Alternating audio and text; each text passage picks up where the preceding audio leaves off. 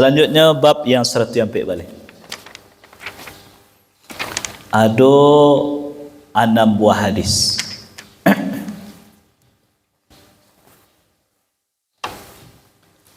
Kita baca dahulu yang babnya bab bayani jawazi syurbi qa'iman. Bab bolehnya, bab penjelasan tentang bolehnya minum dengan berdiri. Wa bayani annal akmala wal afdala asyurbu qa'idan, dan penjelasan bahwasanya yang lebih sempurna, yang lebih afdal itu adalah minum dengan posisi duduk. Jadi dari bab ke saja lah bisa kita ambil Bapak Ibu, boleh minum tagak, tetapi yang lebih afdal, yang lebih sempurna duduk. Wa an Ibn Abbas radhiyallahu anhuma qala saqaitu an-nabiy sallallahu alaihi wasallam min zamzama fashariba wa huwa qa'imun, muttafaqun alaih. Dari Ibnu Abbas, semoga Allah meridai keduanya, beliau berkata, saya memberi minum Nabi sallallahu alaihi wasallam dengan air Zam-Zam, maka beliau minum dalam keadaan berdiri.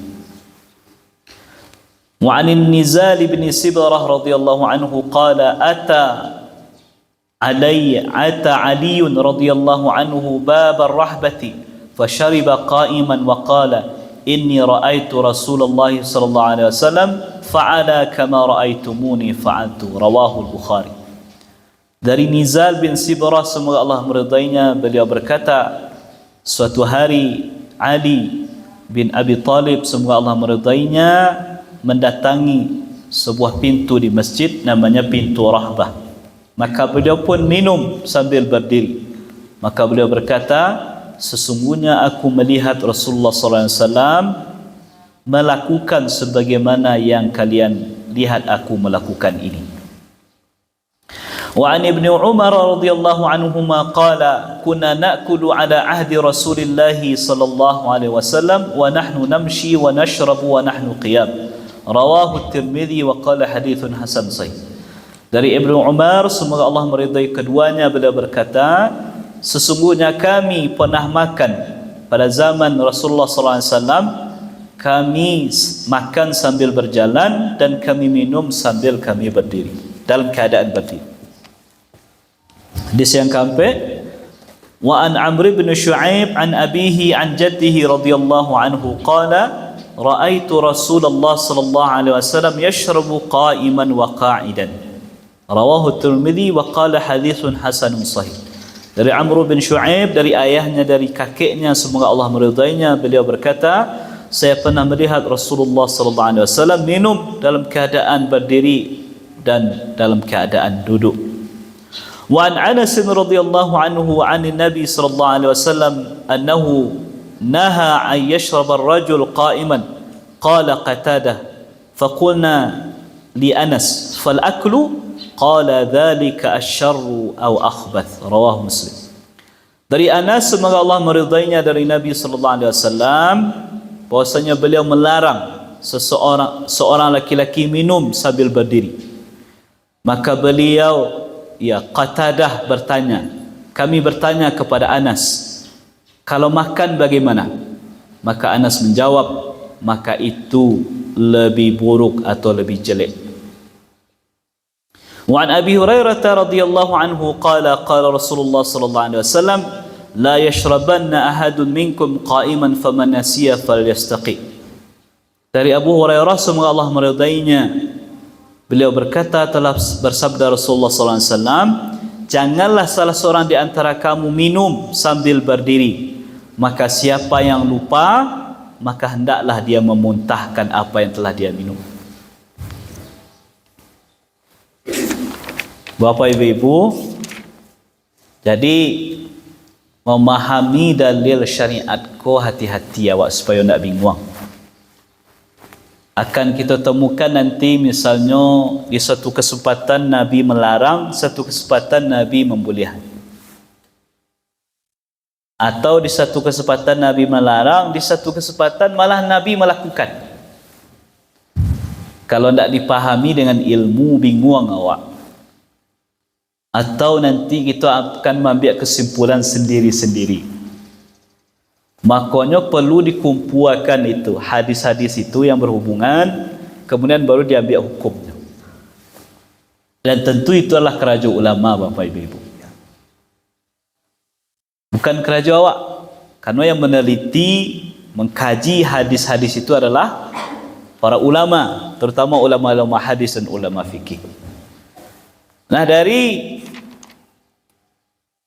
6 hadis yang berkaitan dengan bab ko, kita bisa ambil kesimpulan.